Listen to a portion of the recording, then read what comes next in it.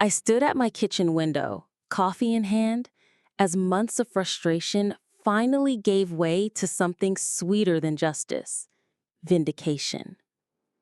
The county crew worked with quiet precision, tearing through what had once been a $30,000 custom patio, illegally built on my property. 6 months earlier, I'd moved into this peaceful neighborhood in Burwood Heights, drawn by the old oak trees and clean streets. My house came with a recent land survey showing clear boundary lines, and I had reviewed every detail before signing the deal. Behind my backyard was the home of Karen Peterson, HOA president, self-declared queen of the block, and my unexpected nightmare. She lived in a colonial-style house and always wore her signature rhinestone-studded velour tracksuit like she was always halfway to a reality show audition. At first, everything was great. Quiet neighborhood, friendly waves, suburban charm. Until 2 months in, I noticed construction in Karen's yard. Workers laying foundation for what looked like a patio.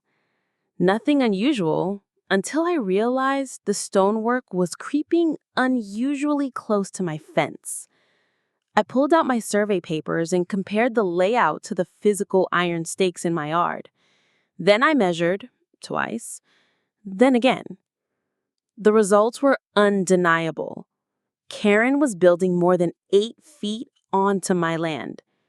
I approached her the next evening, trying to keep things civil. She answered in full glam: pink tracksuit, flawless hair, fake smile. I explained my concern and showed her my survey documents and photos. She barely glanced at them. "Oh, honey," she said, waving her manicured hand. "I've lived here 15 years. I know this property better than any paperwork."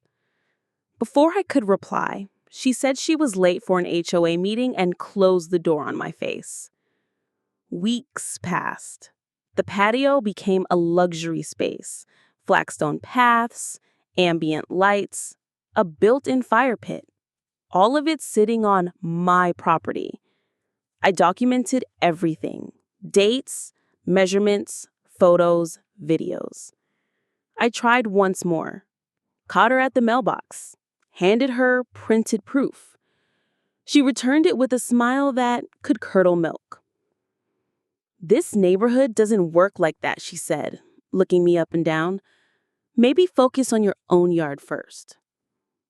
That was the moment I knew she wouldn't stop unless someone made her. I emailed the HOA board with a detailed report. Their vice president responded politely and CC'd Karen. It was clear they were on her side. So I got serious. I hired a licensed surveyor, David Hong. His report confirmed everything. Karen's patio extended 8.3 feet onto my land, covering nearly 300 square feet. Next up, attorney. We sent Karen a formal cease and desist letter, hand-delivered on a Saturday morning. She tore it up in front of 3 neighbors and screamed that I was harassing her. Within hours, she posted on the community board calling me a problem resident. Her loyal clique jumped in, but others DM'd me their own stories of Karen's bullying. I wasn't the first. I was just the first to fight back. My attorney filed a complaint with the county zoning office. The inspector arrived the following week. Karen tried everything: muffins, fake permits, even flirtation. Nothing worked. The violations were extensive: unpermitted construction, setback violations, and trespassing. She was slapped with fines and a bright orange demolition notice posted on her fence. She had 14 days to tear it down, or the county would do it for her and charge her. She tried hiring her own surveyor. She called in favors from the HOA. She even claimed her nephew, a personal injury lawyer, would sue me. But the law was clear, and so was the landline. When she missed the demolition deadline, the county brought in the crew. That morning, the workers arrived with sledgehammers and a mini excavator. As the jackhammer hit stone, Karen came flying out of her house in pink velour like it was battle armor.